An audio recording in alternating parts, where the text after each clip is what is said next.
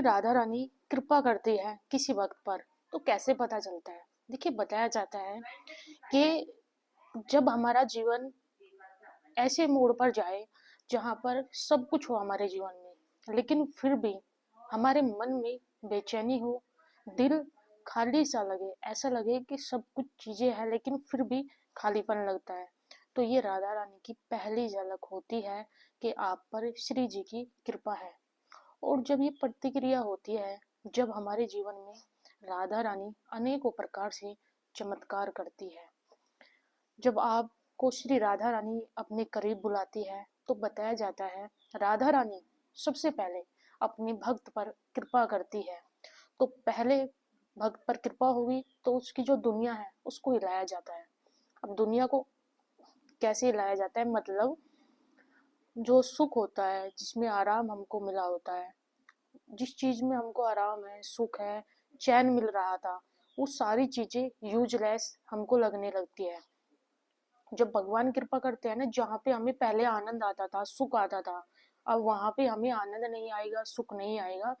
और श्री राधा रानी जब कृपा करेंगे तो बहुत ही धीरे तरीके से आपको बिना वजह के ऐसा लगेगा कि जीवन में आए हैं लेकिन शायद अभी तक हमने वो कार्य नहीं किया जिसको हम करने आए थे। क्या करने आए थे हम इस दुनिया में? इस दुनिया में हम करने आए थे जिस ईश्वर ने हमें मानव तन दिया था, उसका कभी हमने शुक्रिया अदा नहीं किया, उसको हमने कभी याद नहीं किया। अब श्री जी कह रही है, तुम आए इस पृथ्वी पर किसकी कृपा से आए थे? श्री जी की कृपा से आए थे। अब लास्ट में जाकर जब श्री जी की कृपा तुम्हें प्राप्त ही हो गई, राधा नाम धन प्राप्त हो गया, और उसके उपरांत भी यदि आप राधा नाम को अनदेखा करते हो, नाम जाप नहीं करते हो, तो ये यकीनन एक प्रकार की आप पर कृपा तो नहीं है, लेकिन ये कृपा ना होते हुए भी कृपा है आप पर। कैसे? जैसे आपको पता है इम्पोर्टेंस श्री राधा नाम की, इम्पोर्टेंस पता होने के बावजूद आप राधा नाम नहीं जप रहे हैं, लेकिन पता है आपकी आत्मा को, इसलिए आपकी आत्मा बार बार आपको कहती है श्री राधा नाम जाप करो, श्री राधा नाम स्मरण करो। तो इसका सीधा अर्थ यही होता है कि जो श्री राधा है वो आपको याद दिला रही है कि तुम मेरे ही अंश हो। अब जब तुम श्री राधा रानी के अंश हो, श्री राधा नाम नहीं जाप करते, लेकिन कुछ समय बाद तुम यकीनन नाम जाप करने लगते हो। और जब एक व्यक्ति नाम जाप करने लगता है तो वो अपनी मर्जी से बिल्कुल नहीं करता, वो श्री जी की मर्जी से ही करता है। और बताया जाता है कि जीवन बहुत ही अद्भुत तरीके से उस व्यक्ति का बदलना शुरू हो जाता है जो भी श्री राधा नाम जाप करता है। अब देखो, देखने में यहाँ तक आता है जब कोई भक्त चरम सीमा पर पहुंच जाता है नाम जाप करते करते, तो नाम जाप करते करते जब वो चरम सीमा पर जाता है तो इस कलयुग में ही प्रत्यक्ष रूप से उस व्यक्ति को श्री किशोरी जी का दिव्य दर्शन प्राप्त करने का अवसर बड़े ईजिली तरीके से प्राप्त हो जाता है। ऐसी ब्रज में हमारे अनेकों घटनाएं हैं। संत ऐसे हैं, गुरुजन ऐसे हैं जिनको नाम जाप करने मात्र से श्री किशोरी जी का दिव्य दर्शन प्राप्त हो गया।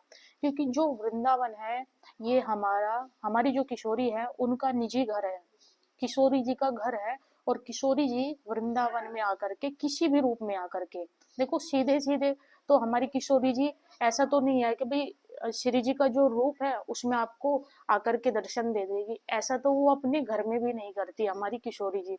अपना रूप बदल के ही, अपने वेश को बदल कर श्री किशोरी जी आती है।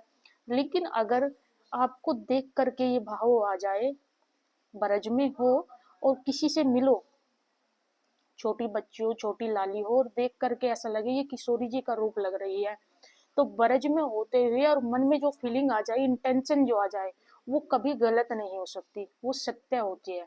देख करके फील हो जाए कि ये किशोरी जी है, तो यकीनन वो किशोरी जी ही है। क्योंकि वो किशोरी जी आपको एक, आपने नाम सुमरन जो किया है ना, सेवा जो की है, उसी का फल किशोरी जी ने आपके अंदर इंटेंशन डाल के बता दिया कि हम ही हैं। लेकिन फिर भी आपको यकीन नहीं आता कि अरे हाँ, मुझे मुझे जैसे अधम को कैसे श्री किशोरी जी का दिव्य दर्शन प्राप्त हो सकता है।